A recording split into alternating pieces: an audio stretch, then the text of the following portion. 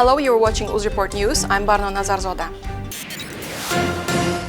On February 26, President Shavkat Mirziyoyev held a meeting to discuss the reforms in the state-owned enterprise Navoiy Mining and Metallurgical Combine. The market value of NMMC is currently estimated at $1.3 billion, while the market price of foreign industries at this level is $11 billion. The state is taking comprehensive measures to modernize Navoiy mining plant. The development program has set the goal of fully implementing the modernization of the Navoiy mining and metallurgical combine by 2026. Between 2017 and 2019, 8 facilities worth $1.2 billion were commissioned. As a result, over the past 3 years, gold production increased by 2.5%, silver by 37%. The meeting reviewed plans and forthcoming measures in this direction. The issue of improving the structure of the plant, ensuring its corporate transparency, bringing the calculations in line with international standards were discussed. It was pointed out that the volume of production at the plant should increase by 94 tons by 2026. To reach this target, 40 projects worth $4 billion were commissioned, including the development of a new field with a design value of $525 million. The importance of assessing on the basis of international standards and reflecting on the balance sheet of the enterprise the gold reserve of the plant in the amount of 3.7 thousand tons was emphasized. The State Geological Committee and the Ministry of Finance have been given the task of shifting the assessment of reserves and financial statements to international standards. The importance of preparing reports on field reserves and their condition, data on production projects in accordance with the Australian Code was noted. The issue of the plant corporate international bonds was also touched upon. The head of the plant and the ministers reported on the upcoming organizational work in fulfilling the goals set out. As reported earlier, the Prime Minister of Kazakhstan, Askar Mamin, is visiting Uzbekistan. After meeting with the President in Tashkent, the Prime Minister then visited the Khwarezm region, where he was expected to meet with the Prime Minister of Uzbekistan, Abdulla Aripov.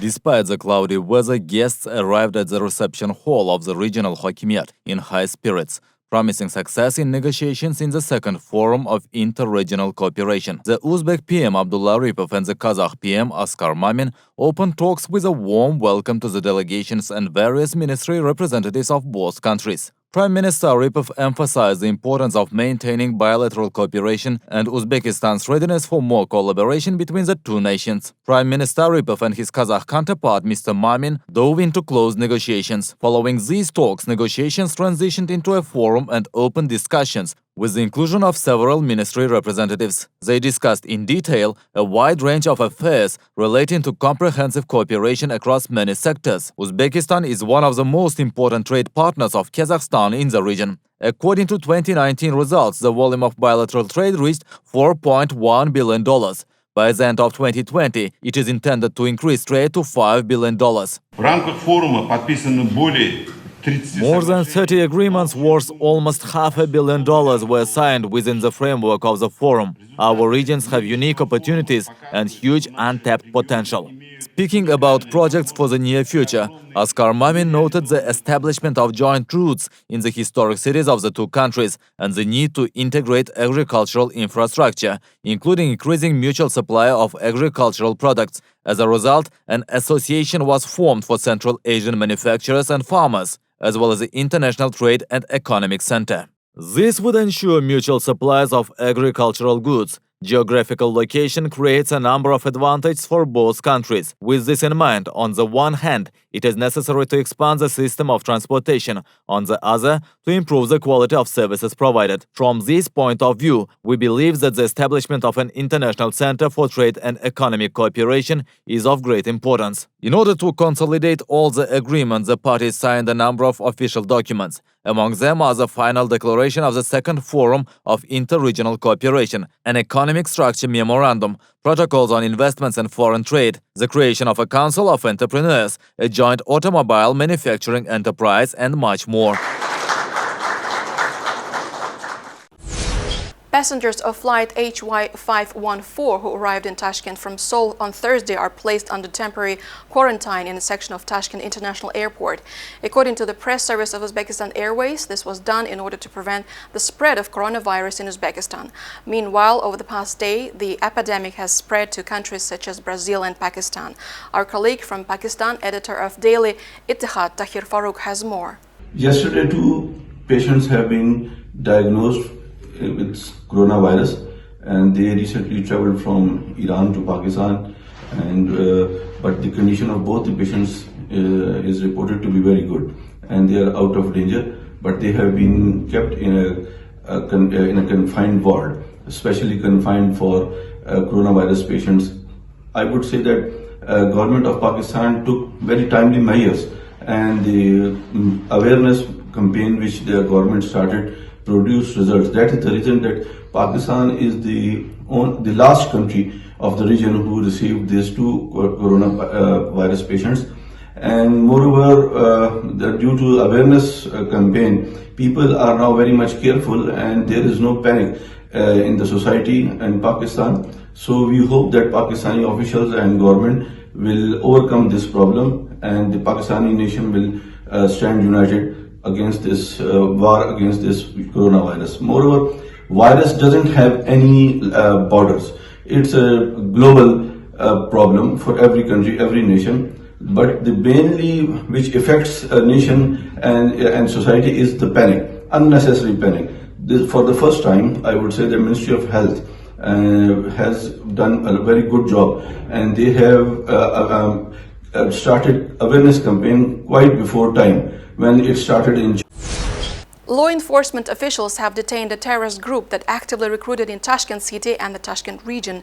The report from the Department of Interior Affairs says that this group held illegal religious meetings where it promoted the propaganda and support of international terrorist organizations in Syria.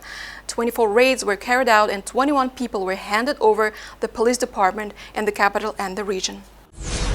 By March 2, a commission for trade acquisition will be introduced in Uzbekistan. All banks will begin to charge a fee of 0.2% of the total payment amount made through the terminals of local payment systems Uzcard and Humo from trade and service enterprises. This was reported by the Central Bank. The lack of commission for retailers was named as one of the main reasons why international payment systems like Visa and MasterCard do not fully work in Uzbekistan. Ambassador of Uzbekistan in the Benelux countries held a meeting with the director of a major producer of greenhouse complexes in Netherlands, Gakon Horticultural Projects.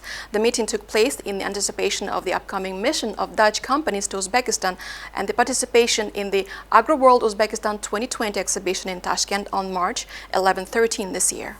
According to Marcel Copper, Gakon Horticultural Projects is interested in implementing technological projects for the construction of modern greenhouse complexes in Uzbekistan. He noted that over the past few years, the company's experts have visited Uzbekistan several times and are working on 4 projects for the construction of glass greenhouses for the number of Uzbek agricultural holding companies interested in expanding the production of fruits and vegetables. During the meeting, Gakon Horticultural Projects also expressed an interest in organizing a seminar in Uzbekistan with partners on the development of greenhouse industry and available technologies. A press conference was held in the capital to discuss the preparation for the 32nd Olympic and 16th Paralympic Games in Tokyo. In addition, there was a presentation of sports equipment and official uniforms for the Uzbek delegation. Leading companies and designers were brought together to create the uniforms for Uzbek Olympic and Paralympic athletes. An international competition was held drawing in more than 100 professionals and amateur designers, all showcasing their creations in the hopes of having the opportunity to outfit the athletes for the Tokyo Olympics. Designers paid special attention to tailoring the uniforms to the climate of Japan to ensure comfort for the athletes. Media representatives of the National Olympic Committee stated that although they only currently have 37 licenses, they hope of adding more in the future. Licenses are being sought in other sports and active work is underway to attain them. Time is on their side as many sporting results and global standings will only be finalized in May, providing ample time to get the licensing done. A new presidential decree defines a list of organizations that will prepare financial statements based on international financial reporting standards, starting with the results of 2021. It includes joint stock companies, commercial banks, insurance companies, and legal entities classified as large taxpayers. Accounting reports will have to be organized based on international financial reporting standards from 1st of January 2021 and increase the number of certified accounts to be able to meet international standards. The state's Assets Management Agency will annually approve and publish the timeline for the transition of business companies from state shares and state enterprises to accounting and financial reporting on the basis of IFRS by June 1st, 2020. The Ministry of Finance is in charge of applying the IFRS, and for this, a special department will be created to oversee implementation. In 2020-2025, for the first time, the costs of training, advanced training under IFRS and registration for the exam within the framework of the International Certification of Accountants under the ACCA program will be reimbursed by the government. Applicants with an international accounting certification are waived having to pass entrance exams and will be directly accepted into graduate courses in higher educational institutions with accounting and auditing specializations on a paid contract basis. It is expected that these measures will not only allow the timely preparation of the required number of qualified specialists in the field of IFRS, but also ensure the creation of a national system of training specialists that meet international standards. As previously reported, the head of the Uzbek Capital Market Development Agency, Otabek Nazirov, visited the United States. In New York, he met with a strategic advisor to the Nasdaq electronic platform. Our next story has the details. Nasdaq was founded in 1971 and is home to more than 3,700 listed companies, representing 10% of the global stock market. Nasdaq operates in 26 countries and employs more than 10,000 people. The capitalization of listed companies exceeds $6.8 trillion. Due to this indicator, it is the second largest exchange in the world after the New York Stock Exchange. The flagship Nasdaq indices are highly respected. In total, more than 41,000 stock indices are involved in the exchange. The most well-known among them are the Nasdaq Composite and Nasdaq 100. The main trends in the capital market are also determined here, and only after that they are displayed on the European exchange. The stocks of such popular companies as Amazon, Apollo Group, and Apple are among Nasdaq's top stocks. I find that the ideas that have been presented are very compelling, they're very exciting, and it sounds like something that we could become very interested in. We try to work with companies at all stages of their development. And so it's not just a question of selling somebody to become a listing, it's a question of whether or not you'll still love them tomorrow after the listing. And we pride ourselves on having developed a whole range of different services and approaches that we work with companies on. So we try to be not just having the listing as the end of the relationship, we look at the listing as the beginning of a relationship. And now, can you imagine what would happen if such an exchange opened its office in Tashkent? This idea was discussed by Otabek Nazirov with Nasdaq advisor. Nazirov introduced them to the capital market strategy of Uzbekistan. Our ambitions are so massive. Our ambitions are huge to develop Uzbekistan and capital markets to the world-class levels like we have here.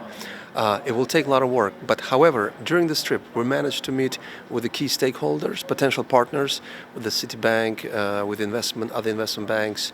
We went to Columbia University to strengthen our partnership. We're here at Nasdaq today.